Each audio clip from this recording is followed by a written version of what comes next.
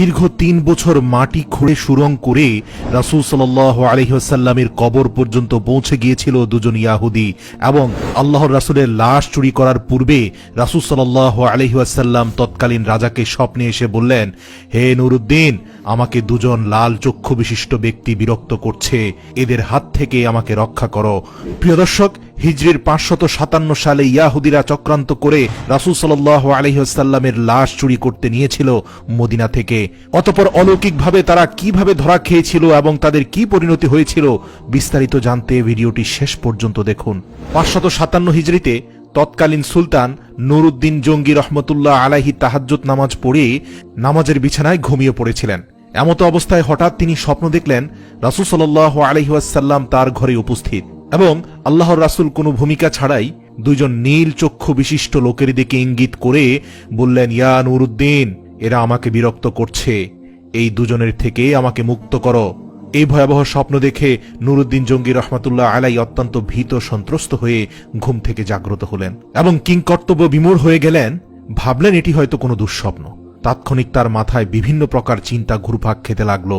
তিনি ভাবলেন, আল্লাহর রাসূল সাল্লাল্লাহু আলাইহি ওয়াসাল্লাম তো এখন কবরের জীবনে, তার সাথে অভিশপ্ত ইয়াহুদিরা এমন কি ষড়যন্ত্র করতে পারে? অতঃপর একই স্বপ্ন তিনি বেশ কয়েকবার দেখলেন। কাল বিলম্ব না করে ১৬,০০০ অশ্বারোহী সৈন্য নিয়ে তিনি মদিনার দিকে রওনা দিলেন। সেই দুজন ভয়ঙ্কর নীলচক্ষু বিশিষ্ট ব্যক্তিকে মদিনার অলিতে গলিতে খুঁজতে লাগলেন, কিন্তু তার সৈন্য বাহিনী দীর্ঘ ২ সপ্তাহ ধরে খোঁজার পরেও মদিনাতে সেই দুজন ব্যক্তিকে খুঁজে পেল না, যাদের ব্যাপারে আল্লাহর রাসূল সতর্ক করেছেন। এরপর ১৭তম দিনে তিনি মদিনার চারপাশ সৈন্যবাহিনী দ্বারা ঘেরাও করে ফেললেন এবং আদেশ জারি করে দিলেন, যারা মদিনার বাইরে আছে তারা ভিতরে আসতে পারবে, কিন্তু মদিনা থেকে কোনো লোক বাইরে যেতে পারবে না। নুরুদ্দিন জঙ্গি রহমাতুল্লাহ আলাই জুমার খুতবা প্রদান করলেন, ঘোষণা দিলেন, আমি মদিনার মানুষকে দাওয়াত দিয়ে একবেলা খাওয়াতে চাই। আমার অভিলাষ সকলেই যেন এই দাওয়াতে অংশগ্রহণ করে। এটি সুলতানের আদেশ। সুলতান মদিনাবাসীকে আপ্যায়নের জন্য বিশাল আয়োজন করলেন। নির্ধারিত সময়ে খাওয়া দাওয়া শুরু হলো এবং তৃপ্তি সহকারে মদিনার অলিগলির সকল মানুষ এসে খেলেন, কিন্তু সেই দুজন ব্যক্তিকে খুঁজে পাওয়া গেল না। এরপর তিনি বিশ্বস্ত বেশ কয়েকজনকে জিজ্ঞেস করলেন, আচ্ছা, আর কেউ কি অবশিষ্ট আছে যারা এখনো আমার আতিথেয়তা গ্রহণ করেনি? এই শুনে লক্ষাধিক জনতার মধ্যে এক ব্যক্তি হঠাৎ করে বলে উঠলেন, হুজুর, আমার জানা মতে সম্ভবত ২ জন লোক এখনো বাকি আছে যারা আল্লাহওয়ালা বুজুর্গ মানুষ। লোকটির বক্তব্য শুনে তিনি কাল বিলম্ব না করে কয়েকজন লোক সহকারে ওই ২ জন লোকের আবাসস্থলে পৌঁছে গেলেন এবং নুরুদ্দিন জঙ্গি রহমাতুল্লাহ আলাই ওই ২ জন লোককে দেখে প্রচন্ড চমকে উঠলেন, কারণ এরাই তো সেই ২ জন ব্যক্তি যাদেরকে স্বপ্নে দেখানো হয়েছিল। তিনি জিজ্ঞাসা করলেন, কে তোমরা? কোথা থেকে এসেছ? তোমরা সুলতানের দাওয়াতে কেন শরীক হলে না? লোক দুটো তাদের পরিচয় গোপন করে বলল, আমরা মুসাফির, হজের উদ্দেশ্যে এসেছিলাম, কিন্তু প্রিয় নবী সাল্লাল্লাহু আলাইহি ওয়াসাল্লামের প্রেমে আত্মহারা হয়ে আর ফিরে যেতে মন চাইল না, তাই বাকি জীবন রওজার পাশে কাটিয়ে দেওয়ার নিয়তে এখানে রয়ে গেছি। উপস্থিত জনগণ তাদের পক্ষ হয়ে বলল, হুজুর, এরা খুবই আল্লাহওয়ালা মানুষ, সারাদিন ইবাদত বন্দিগি করে। এরপর সুলতান কারো কথায় কান না দিয়ে তাদেরকে সেখানে আটকে রাখার নির্দেশ দিলেন। অতঃপর স্বয়ং তাদের থাকার জায়গায় গিয়ে খুব ভালো করে অনুসন্ধান চালালেন, কিন্তু সেই স্বপ্নের সাথে সম্পর্কিত কোনো কিছু সেখানে পাওয়া গেল না। এখনো রহস্য উদ্ঘাটন করতে না পারায় তিনি সীমাহীন চিন্তিত হয়ে পড়লেন। এক পর্যায়ে নুরুদ্দিন জঙ্গি রহমাতুল্লাহ আলাই সেই ঘরের ভিতরে তার সঙ্গীদের বললেন, আচ্ছা, তাদের নামাজের মুসল্লাটি একটু উঠাও তো। সঙ্গীরা নির্দেশ পালন করল।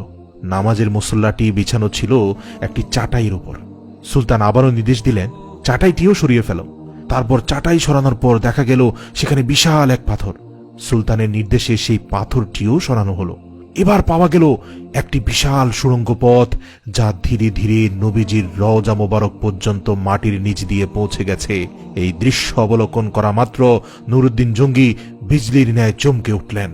অতঃপর লোক দুটোকে লক্ষ্য করে ক্ষিপ্ত সিংহের ন্যায় ঝাঁঝালো কণ্ঠে গর্জন করে বললেন, তোমরা সত্যি কথা খুলে বলো, নইলে এক্ষুনি তোমাদের মাথা থেকে গর্দান সরিয়ে দেব। বলো তোমরা কে? তোমাদের আসল পরিচয় কি? কেন এখানে এসেছ? সুলতানের কথায় তারা অত্যন্ত ঘাবড়ে গেল। কঠিন বিপদ সামনে দেখে তারা আসল পরিচয় প্রকাশ করল এবং বলল, আমরা ইয়াহুদি। ইয়াহুদিদের আস্তানা মুসল শহর থেকে আমাদেরকে প্রশিক্ষণ দিয়ে এখানে পাঠানো হয়েছে, যাতে রাসূল সাল্লাল্লাহু আলাইহি সাল্লামের লাশ চুরি করে নিয়ে যেতে পারি এবং তা যেন ইউরোপীয় ইয়াহুদিদের হাতে হস্তান্তর করি। এই কাজে সফল হলে তারা আমাদেরকে আরো ধন সম্পদ দিবে বলে প্রতিশ্রুতি দিয়েছে। সুলতান বললেন, তোমরা তোমাদের পরিকল্পনা বাস্তবায়নের জন্য কি পদ্ধতি অবলম্বন করেছিলে, কিভাবে তোমরা কাজ করতে? তারা বলল, আমাদের নিয়মিত কাজ ছিল রাত গভীর হলে অল্প পরিমাণ সুড়ঙ্গ খনন করা এবং সাথে ওই মাটিগুলো চামড়ার মজকে ভর্তি করে অতি সন্তর্পণে মদিনার বাইরে ফেলে আসা। আজ দীর্ঘ 3 বছর যাবৎ এই মহাপরিকল্পনা বাস্তবায়নের কাজে আমরা অনবরত ব্যস্ত আছি। ঠিক যে সময় আমরা রওজা মোবারকের নিকট পৌঁছে গেলাম, মাটি খুঁড়তে খুঁড়তে আর একটু গেলেই রওজা মোবারকে পৌঁছে যাব, রাসূল সাল্লাল্লাহু আলাইহি সাল্লামের লাশ আমাদের হাতে চলে আসবে, ঠিক সে সময় ধরে আমাদের মনে হলো আকাশ যেন ভেঙে টুকরো টুকরো হয়ে যাচ্ছে, জমিন যেন প্রচণ্ড ভূমিকম্পে থরথর করে কাঁপছে। আমরা কোনোভাবে আর মাটি খুঁড়তে পারলাম না। দীর্ঘ 1 বছর মাটি খোঁড়া বন্ধ করে শুধু পরিকল্পনা করছি, কারণ গর্তে প্রবেশ করলেই ভূমিকম্প শুরু হয়ে যায়। তাদের বক্তব্য শুনে সুলতানের চোখ দিয়ে পানি পড়তে থাকলো এবং তার কাছে সবকিছু পরিষ্কার হয়ে গেল। তিনি সেই 2 ইয়াহুদীকে নজিরবিহীন শাস্তির ব্যবস্থা করলেন। একটি বিশাল ময়দানে 20 হাত উঁচু একটি কাঠের মঞ্চ তৈরি করলেন। নির্ধারিত সময়ে লক্ষ লক্ষ লোক উক্ত মাঠে সমাবেত হল। সুলতান নুরউদ্দিন জঙ্গি রহমতুল্লাহ আলাই অপরাধী লোক দুটোকে লোহার শিকল দ্বারা আবদ্ধ করে মঞ্চের উপর বসালেন। তিনি লোকজনদের বিপুল পরিমাণে লাকড়ি সংগ্রহের আদেশ দিলেন। তারপর লক্ষ জনতার সামনে সেই ইয়াহুদী লোক দুটোকে মঞ্চের নিম্নভাগে আগুন লাগিয়ে পুরো ভস্ম করে দিলেন। কোনো কোনো বর্ণনায় আছে সেই আগুন নাকি দীর্ঘ 11 দিন পর্যন্ত জ্বলছিল।